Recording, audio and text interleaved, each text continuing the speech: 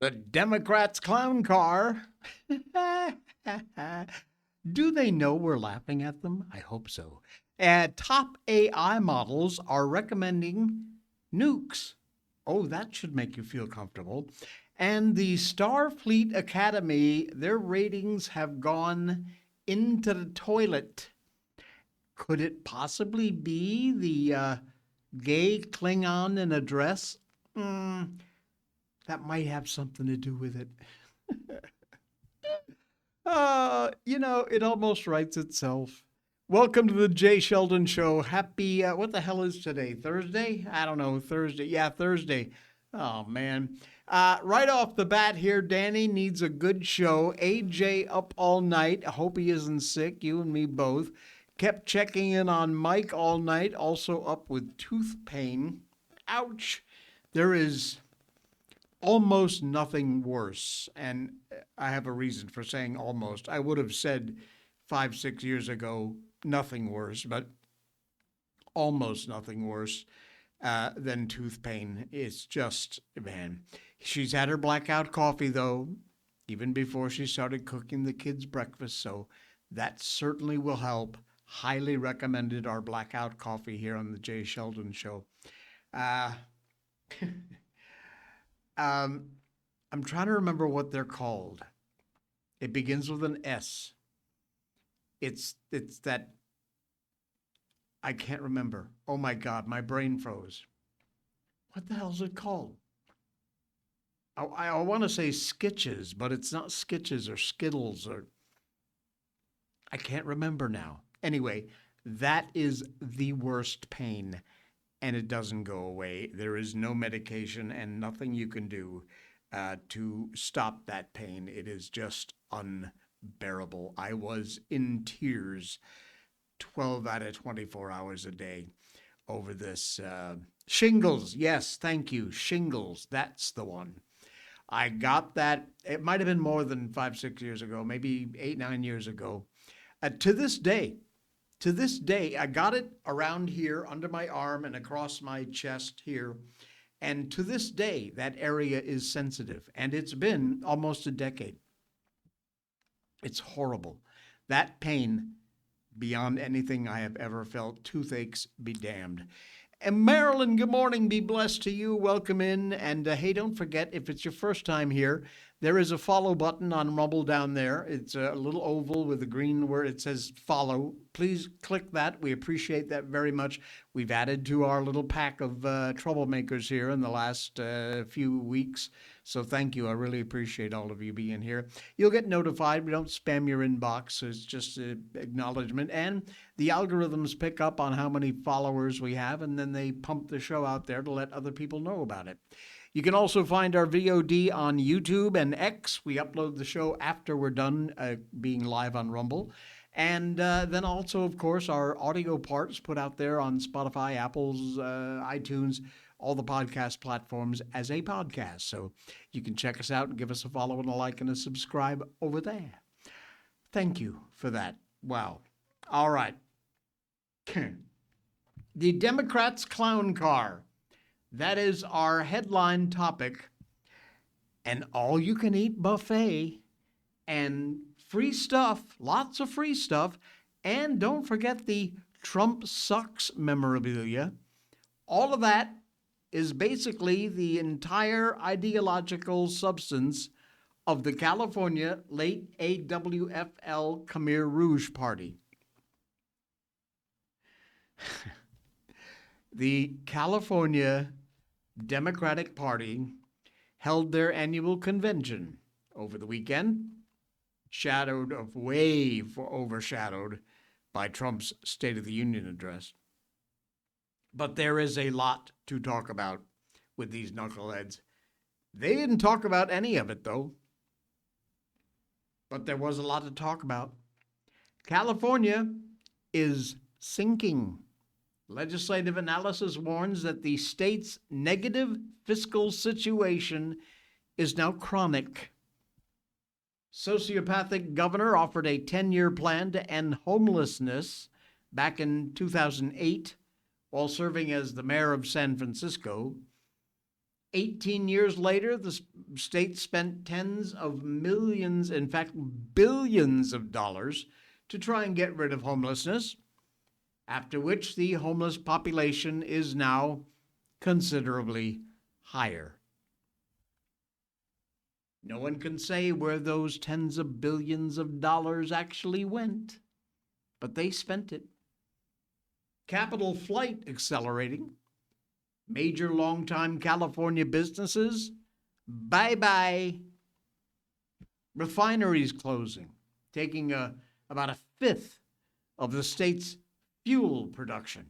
In a state with a majority military presence, they have a huge military presence there that needs fuel for national security.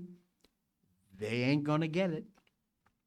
So, given all those troubles, and that's just a short list, here's what California Democrats talked about.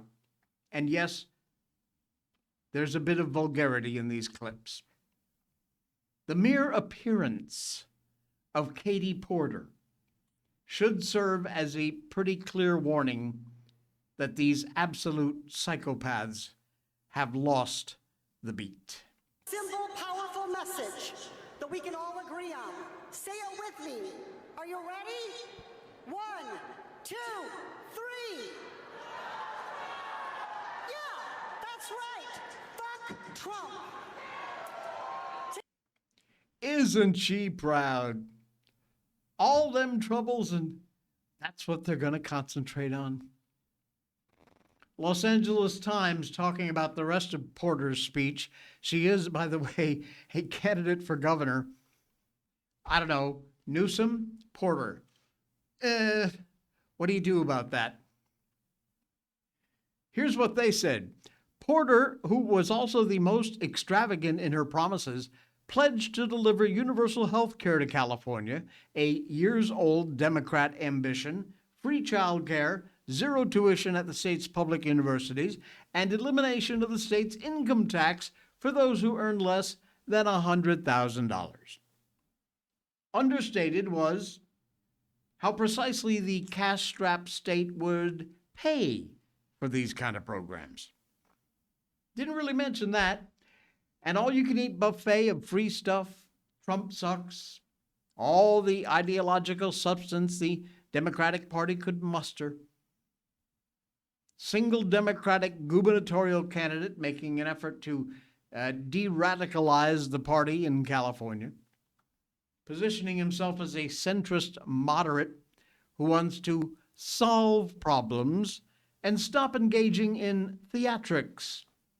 On his Mahan for California campaign website, San Jose Mayor Matt Mahan says things like, California is one of the highest tax states in the nation, and independent analysis has clearly identified billions in fraud and waste. Let's make government accountable to results, root out the fraud, and require state, county, and local governments to do better by working together before we ask hard-pressed taxpayers to pay even more in taxes. Now, this knucklehead speech at the Democratic convention didn't exist. Yep, the party has declared, the party says he declared himself a candidate and that it was too late for him to be invited to speak. With those ideals, it's kind of obvious why they didn't want him to. Every gubernatorial candidate got 4 minutes to make their pitch for an endorsement from the party convention. So, I mean, hey, imagine how hard it would have been to wedge in another 4 minutes with another candidate. They only had like a month to prepare. Smell that? That's sarcasm. He was outside the convention hall, though. Warnings appeared about his secret agenda, and again, vulgarity warning. Hard to talk about California Democrats without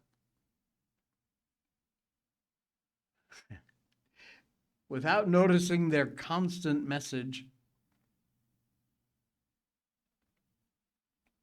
Do we have that picture? Yeah, here we go. It's actually 4 pictures, so let me just put it up this way. Tax the rich, MAGA Mahan, Mike McGuire Congress, and and a silhouette of Trump. Ain't that nice? MAGA Mahan is becoming actually a thing in California. He didn't speak. Nancy Pelosi spoke. The wonder of Wall Street. She started with the fun choice of tearing up her speech. See, just like when, so stunning, so brave, so Chardonnay. You click on the time-stamped link, you watch a few agonizing seconds of the way she was introduced. Do we have that? Oh, yeah, we do. This is just a little more than odd. Terms. Who's got the power?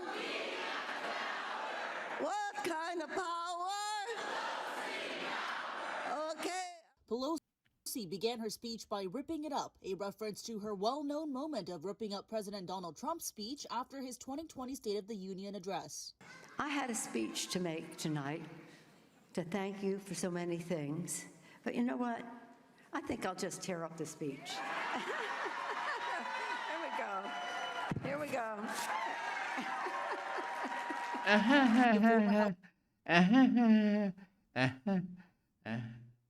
Oh my God. Swalwell, Adam Schiff also spoke. Forget it. I'm not covering it. They had a whole weekend of opportunity, though, to eat ice cream and play abortion games. Even hospitality suites, given more gloriously decadent, delegates got a chance to drink smoothies with their candidates. Imagine how much fun that would be if you hear somebody say, insurance commissioner. California Republican Convention, scheduled for April. Statewide gathering of Republicans in California, more or less awake, but we'll see. If there are late night smoothies with a possible future insurance commissioner, I might be a maybe to go to that. Obviously, the political gatherings where one goes to solve California's growing list of problems. Share a smoothie with the insurance commissioner. That'll be nice. Do they really think F. Trump sends a message or gets the right riled up? It does absolutely nothing but makes them look even more disgusting with that mouth talking in public outings and on TV, says Danny. Don't get me wrong. I can have a mouth on me, but I don't use it in certain places and at certain times where it isn't appropriate. Thank you. Bingo. Bingo schmingo. All right, and just when you thought the Democrats were through making fools of themselves, good old Chucky Schumer steps in. When asked about the refusal to stand for, people like you and I, Americans,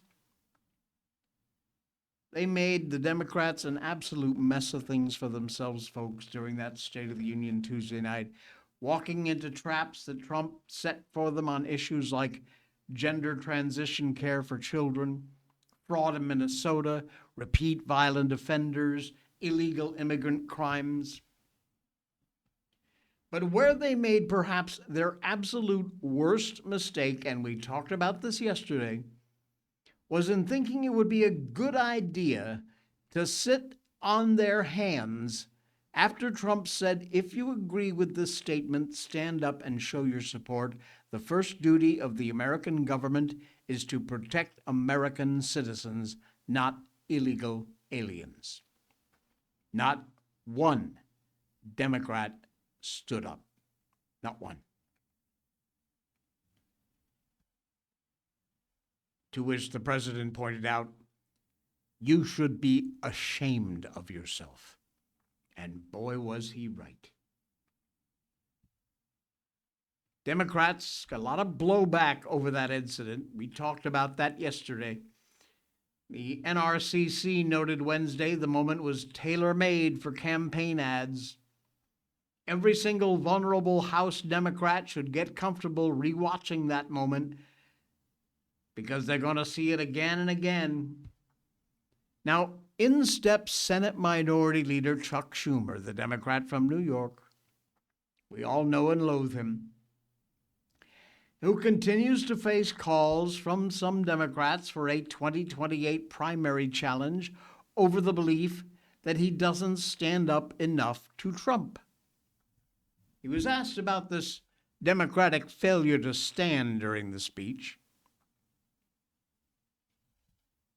Let's just say the answer he gave only made matters worse. Of course we support Americans, but we're not going to be a prop in Donald Trump's little show.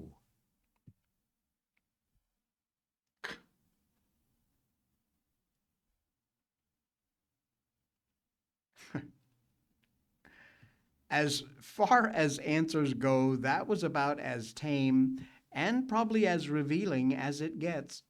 Now, first of all, if they had stood, they wouldn't have looked like a prop. If they stood and applauded in agreement with that statement from Trump,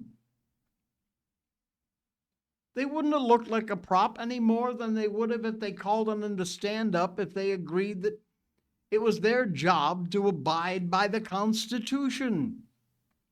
Something else probably they wouldn't have stood up for. In fact, standing up at that moment wouldn't have given Trump and the GOP the gift of them not standing up to use against them. Overall, any way you slice this, it was a stupid move. The next time around, Schumer and other Democrat members of Congress need to be directly confronted by reporters. Will it happen? I doubt it. But they need to get asked if they believe it's their first duty to protect American citizens, not illegal immigrants. I'll bet you few, if any, will give the right answer. The more they dodge and weave around that question, the worse it's going to get for them. We can only pray. They have stepped in it big time. Good on them. Dig yourself out of this hole, pals. Maryland, another one of my thoughts. They're talking about revoking citizenship for some. Well, they should for all those anchor babies. They will have control of our country before we know it. Imagine.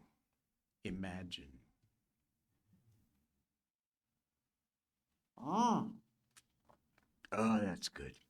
Blackout coffee. Hey, while I'm sipping on some Blackout coffee, why don't I tell you about some Blackout coffee and the absolutely fabulous website, which is linked in our show notes down below. Blackout Coffee is an American company. They believe in all the things you and I believe in, the First and Second Amendment, the right to life.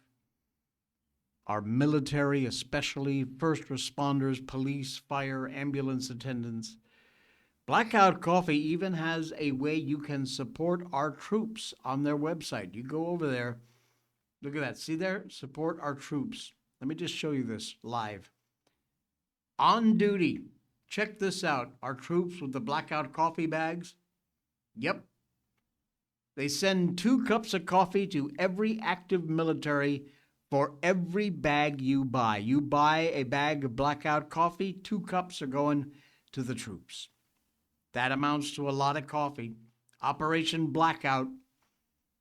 Fresh coffee to these military units. This is the kind of stuff that Blackout Coffee does. Fantastic.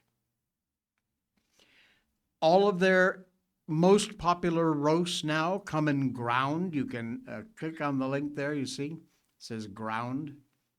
Or you can get the whole beans, grind them yourself. They only roast them after you order, and they ship them out after that within 24 to 48 hours. They arrive at your doorstep fresh, ready to brew into the best coffee on the planet. Flavored, they do coffee pods, instant, cold brew. It's all there, and each one better than the last. Fantastic Blackout coffee. Use that link in our show notes and use the promo code J20 for 20% off your first order at Blackout Coffee. Try a bag. You'll be back for more. I guarantee it. It's just that good. What a story. We need some good news, and we've got some absolute heroes. An Arizona moving company. I don't know if you heard this story, but it's a great one. This moving company crew realizes they have spotted a kidnapped girl at a store. As far as kidnapping cases go, the Nancy Guthrie case, most prominent in the headlines, and it's still ongoing. But there have been some notable developments in the case. DNA from a glove found near her home, video images of the potential suspect. Not all kidnapping stories, though, have sad endings. We recently learned about a case in Arizona involving a 3-year-old girl named Kalani Rogers. Amber Alert issued on Saturday after Rogers was last seen in the late evening hours of Friday, February 20th. Here is the picture of that missing girl.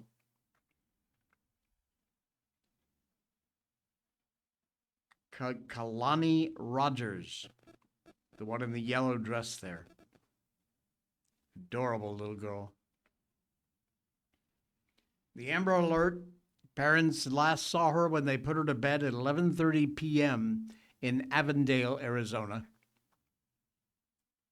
Sunday, some quick thinking by a security guard and a truck full of moving company employees were stopped at a Phoenix QT convenience store, and all that led to Rogers' safe return. What a great story. Employees from Camelback Moving were making a routine coffee stop at a Quick Trip when the alert went off on their phones. And moments later, a security guard they knew approached them and said he believed the suspect had just walked in with that child. Guard called 911. Movers positioned their trucks to block the vehicle. Mariana Noriega driving. Police arrived about 90 seconds later. A response the company founder Chad Olson said very likely ensured that child's safe recovery. Do we have? Yeah, we do. This is the actual footage of this event as it went down. Brilliant. Oh my God, that's her. Yeah. Is it really? Yep, that's her. It looks like her.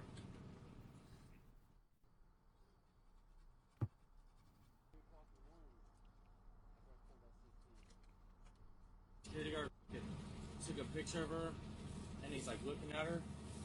And in the thing it said the lady's wearing like pink pants. The Amber Alert, the one I yesterday? Remember yesterday that Yeah. one? Oh, what? Yeah. Should I block the truck? Huh? Should I block them? Should block. So they pulled their truck Let me write it down. up close behind that truck Texas plate. What is it? so they can't get out. You can't look it up of what she looks like? Yes, I can. It's right here. Got it. Show me a picture, because I know what that girl looks like. She ran right past me. Okay, hold on, hold on. Oh my God, that's her. Yeah. Is it really? Yep, that's her. It looks like her.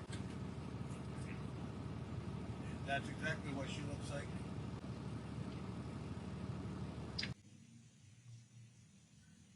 And there's the Popo arriving just in time. That is not some small response. Wow. Amazing.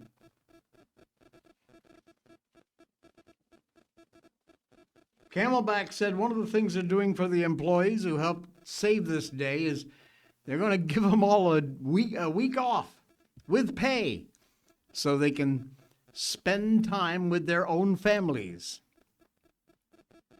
Moving Company's founder Chad Olson provided what is perhaps the quote of the day in response to this happy ending. "We're a moving company. We're not professional heroes, but we're good people, and we do the right thing." Indeed. Wow. That's some good news.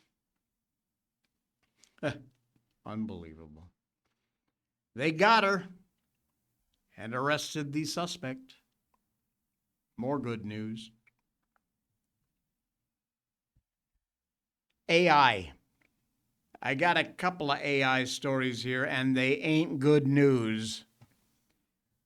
A big oops. Amazon's AI detected and deleted and then recreated a live AWS environment. AWS is Amazon Web Services. The AI revolution, sold as a productivity breakthrough, faster code, fewer bugs, lower cost. What was barely discussed in that sales pitch was authority. What happens when autonomous systems are granted operational control inside an infrastructure that underpins global commerce? Well, that question is no longer theoretical, unfortunately.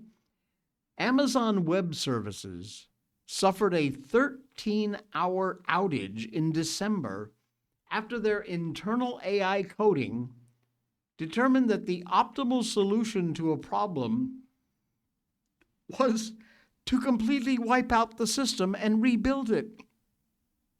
So it did. This wasn't a cyber attack, not foreign interference. Their own AI system operating within the operator-level permissions inside one of the most economically critical cloud platforms arguably in the world. People said the agentic tool, which can take autonomous action on behalf of users, determined the best course of action was to delete and recreate the environment. And so it did. Command halted a live cloud service for a half a day. AWS accounts for about 60% of Amazon's operating profits. That is no small amount of money, folks. It supports payroll systems, logistic networks, enterprise backends, consumer-facing applications, which millions of people use. They all went down. Reliability, apparently not a bonus feature. It is the product, or it's supposed to be. The public response from the company to narrow the incident to, just a configuration problem. It was user error, not AI error, so they said. But that kind of muddies the larger point. The AI didn't overwrite safeguards. The AI didn't go rogue. It acted within the permissions it was given. System configured to allow an autonomous agent to evaluate production conditions and execute changes with no human interference at the moment it made the decision. The AI made the decision. Not a malfunction. It's a choice. In other words, the AI made the call because they allowed it to make the call. Scary. Shut down for 13 hours, 60% of Amazon's profits. Well, guess what? It gets worse.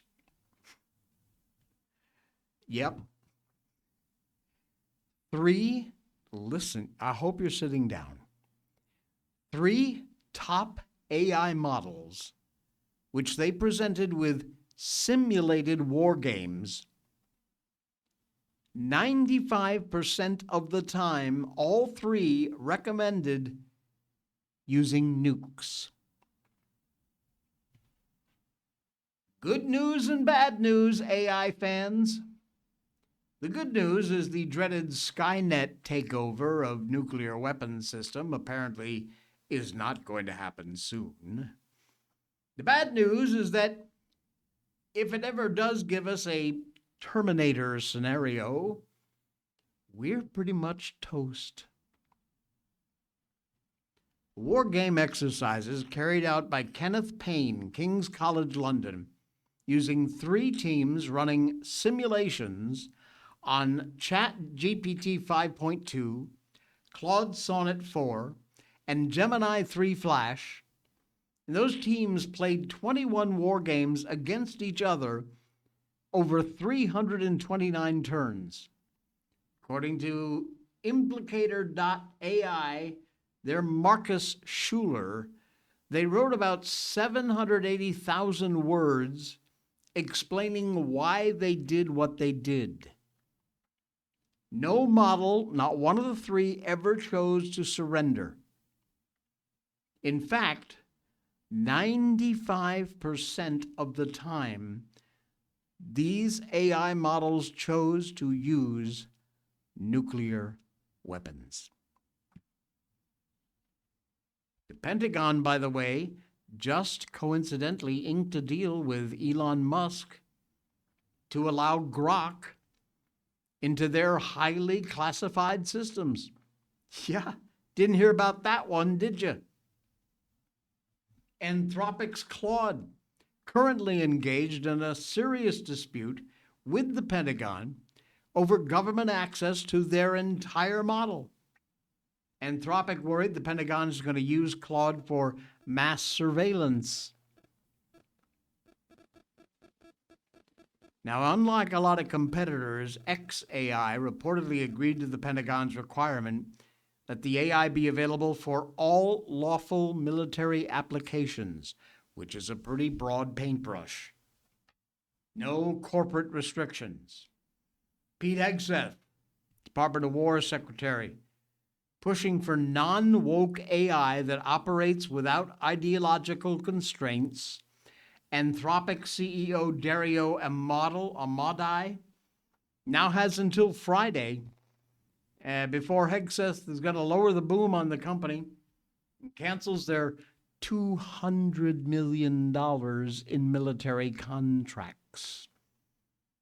Labels it a supply chain risk.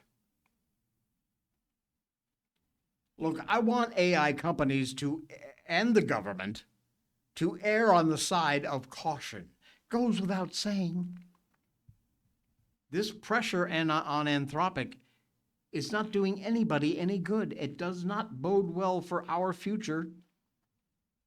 These war games were made as realistic as they possibly could make them, with an escalation ladder that allowed the teams to choose actions ranging from diplomatic protest, complete surrender, to full strategic nuclear war.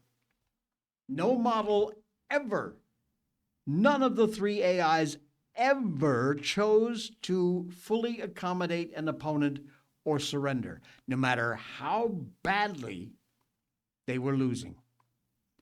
At best, the models opted to temporarily reduce their levels of violence. They also made mistakes in the fog of war. Accidents happened in about 86% of these conflicts. Again, all done as a game. From a nuclear risk perspective, these findings are unsettling, says James Johnson at the University of Aberdeen in the UK. He worries, in contrast to the measured response by most humans to such high-risk decisions, AI bots can amp up each other's responses with potential catastrophic results. And that matters because AI is already being tested in wargaming by countries across the world.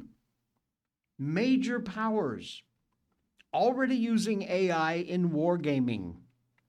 Remains uncertain just how much they're incorporating AI decision support into actual military decisions before making any kind of progress.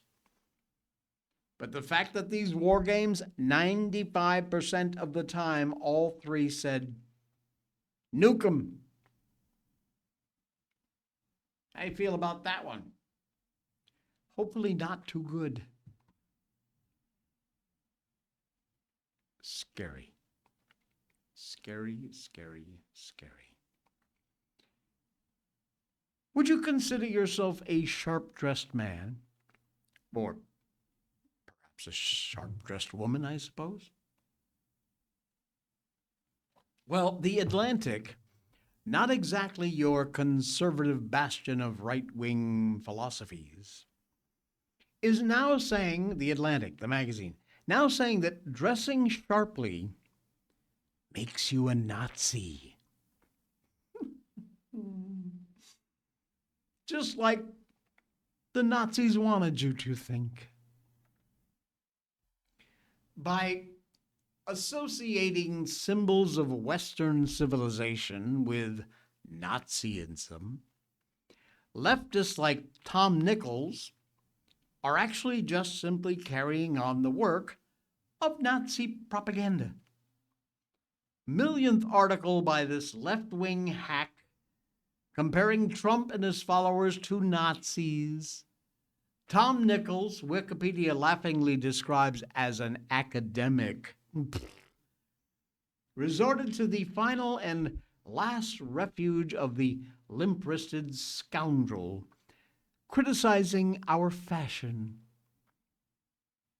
Nichols' piece, lazily titled "The Republican Party Has a Nazi Problem," hits the ground running with an accusation that a Trump admin official's choice of dress represents a sartorial signifier of latent Nazism. Here's what he wrote. Over the past few months, during his agency's chaotic crackdowns in Chicago and Minneapolis, the U.S. Border Patrol Chief Craig Bovino wore an unusual uniform, a wide-lapelled greatcoat with brass buttons and stars along one sleeve.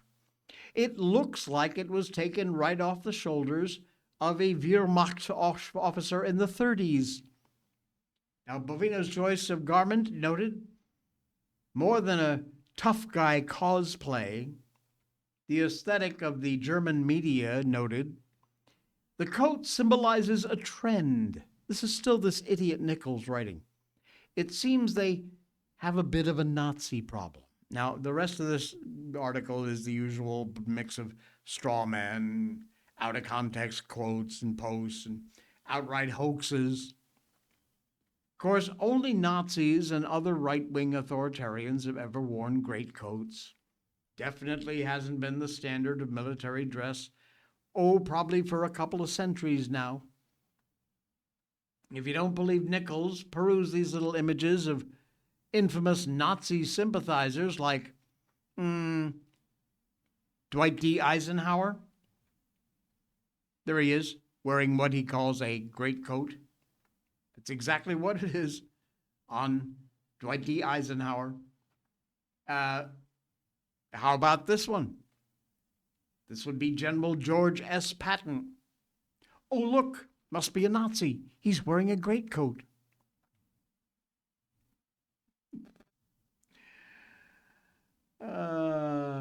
So if you're going to be sharp-dressed, be very careful what side of politics you fall on. You might be a Nazi. These people, they just won't give up. What did J.D. Vance see from his rather unique vantage point during the State of the Union address? Did you notice it? Some people did. And he's actually revealed what it was. Vance revealed what he saw from the congressional Democrats during Trump's State of the Union address and accused them of displaying what he called absolute cowardice on the floor. We know that We discussed it ad nauseum here. But a lot of viewers saw Democrats refusing to stand, refusing to applaud the president on his list of accomplishments.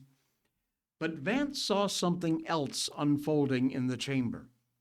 Democratic members, and again, you remember where Vance is sitting up in front facing the gallery.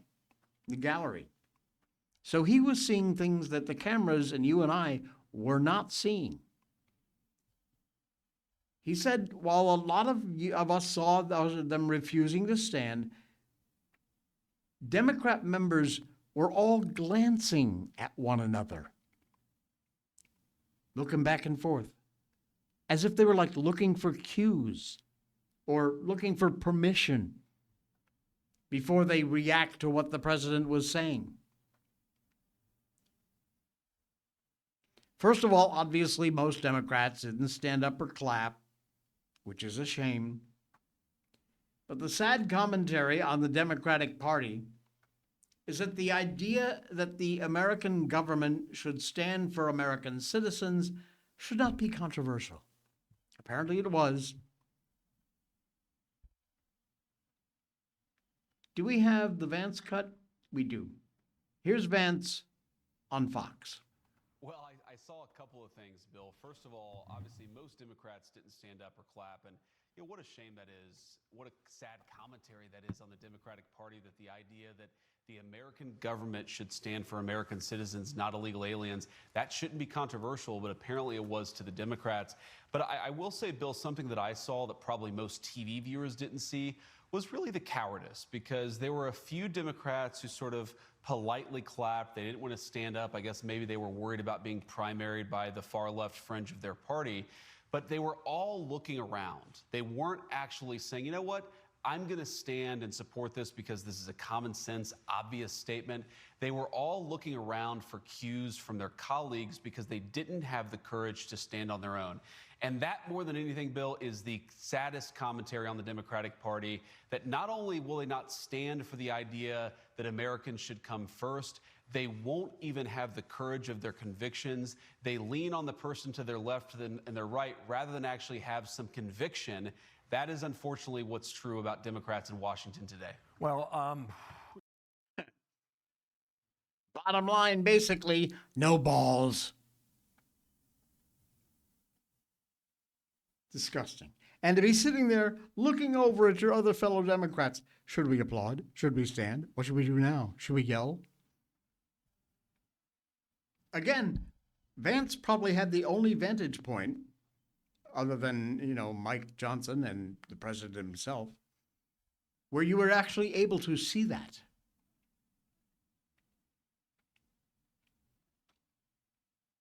Unbelievable. In the chat, Messenger 911, welcome in. Thanks for popping by. Be sure and follow the show. It's a little green button down there. You can click that. Great to have you here. Karen, Messenger 91, it is a beautiful time to be alive. Christ is King. Indeed, he is. Donald J. Trump, guided by him. Amen. All right. One more before we head out of here. Star Trek Starfleet Academy.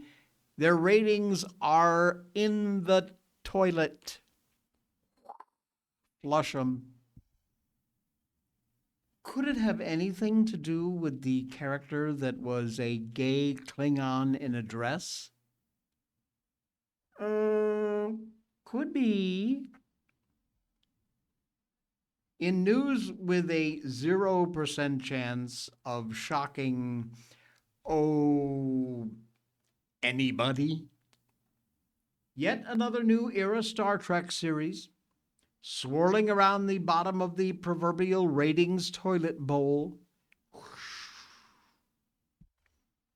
Paramount either does not understand the viewing audience, the principle the series has always stood for, or has committed itself far more to try and normalize deviant sexual behavior than try and create a little quality storytelling.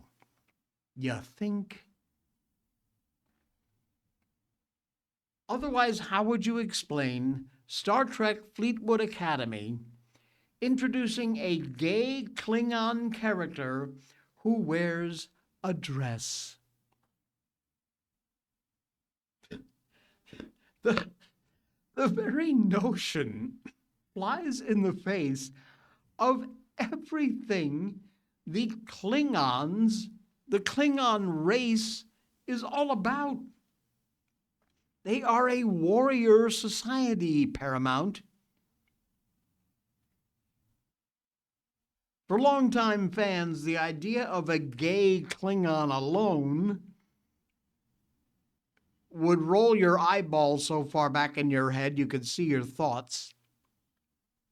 And a gay Klingon wearing a dress probably pushes it, about 4 or 5 miles over that line.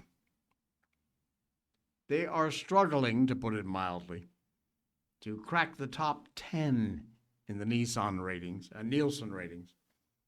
That failure definitely hurting this streaming service. It poured 8 figures into each episode. Can you believe that? 8-figure budget per episode. What did Paramount expect when they started a show soaking their characters and plot in these left-wing identity politics? Remember just yesterday with the story about Netflix standing up to the woke mob?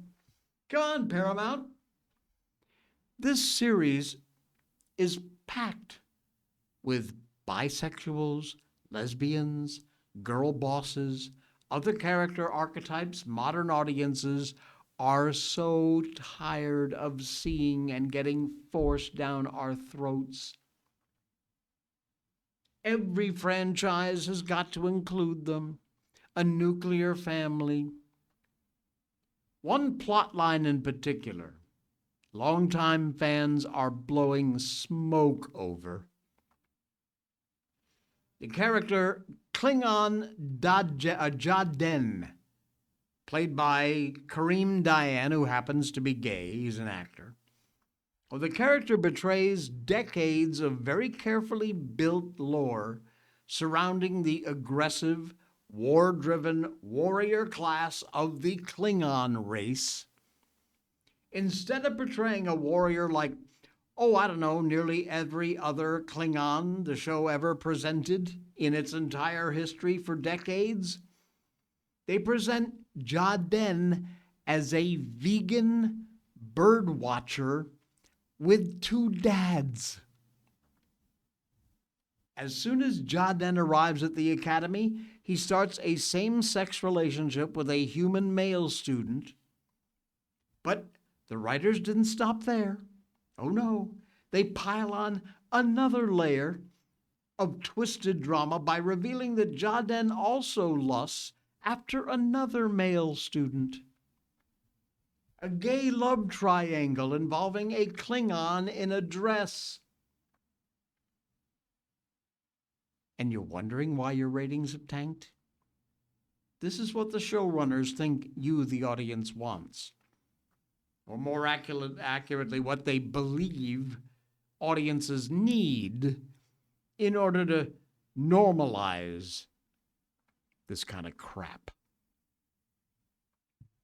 Oh, they've got even more creative twists. Jock-type male student swings both ways. Younger female character shows up with 0 flaws, radiating standard girl boss energy. Lesbian teachers all over the facility. The whole mess gets topped off with a captain who refuses to wear shoes and never combs her hair. Nothing says professionalism quite like being shoeless with your hair not combed. And then the dialogue. Nearly every line they write tries to sound like some modern-day America rather than a futuristic academy. This is supposed to be taking place way off in the future. The writers keep sprinkling in little modern slang or curse words throughout all the scripts. The show winds up resembling some kind of soiled diaper. It feels absolutely nothing like anything related to Star Trek. constantly fails to make a dent in the Nielsen ratings. They are in the toilet when it comes to that. When the first episode aired on YouTube, attracted 1,500 live views. Look, far be it for me to laugh at that. I would be amazed if I had 1,500 viewers on YouTube. For a franchise that has been around for 6 decades, folks, that number is pathetic. To put it in perspective, a live broadcast of a motionless Spock action figure got 3 times the viewers. This absolute hunk of space debris has 3 episodes left before the first season is over. Nothing suggests any kind of improvement is coming down the road. Paramount's already greenlit a second season at 8 figures per episode. Finished filming it, so they are going to absolutely air it. You don't not air something you've already filmed if you're spending that much money on it. No chance for any kind of course correction. Season 2, guaranteed, it will be as awful as season 1. If you are a Star Trek fan, I'm sorry. But please do not warp, pun intended, your mind in watching this absolute crap. Danny, this is going to be great. My dad's a huge Trekkie. I mean, he has a hutch with figurines and starships. He's a Democrat, so he's getting what he voted for. Excellent. He would sit lights off in the lazy boy with his beer and blast it from the speakers, while us girls had to be quiet somewhere else. I'm laughing, imagining his reaction to this. I hope so. All right. We're done. We're out of here. We're cooked. Stick a fork in me. Thank you so much, everybody. Really appreciate you being here. Please hit that follow button. Share the show out there. Give us a thumbs up. You'll see the little thumbs up icon down there. Hit that button too. All that's free, and it helps other people find the show. We really appreciate you being here. We're also VOD on YouTube and on X. You'll see the show in those 2 platforms. Give us a subscribe over there. And, of course, our audio out as a podcast on Spotify, Apple iTunes, and all the great podcast platforms. That's it. We'll be back tomorrow. It's the Friday edition of the Jay Sheldon Show.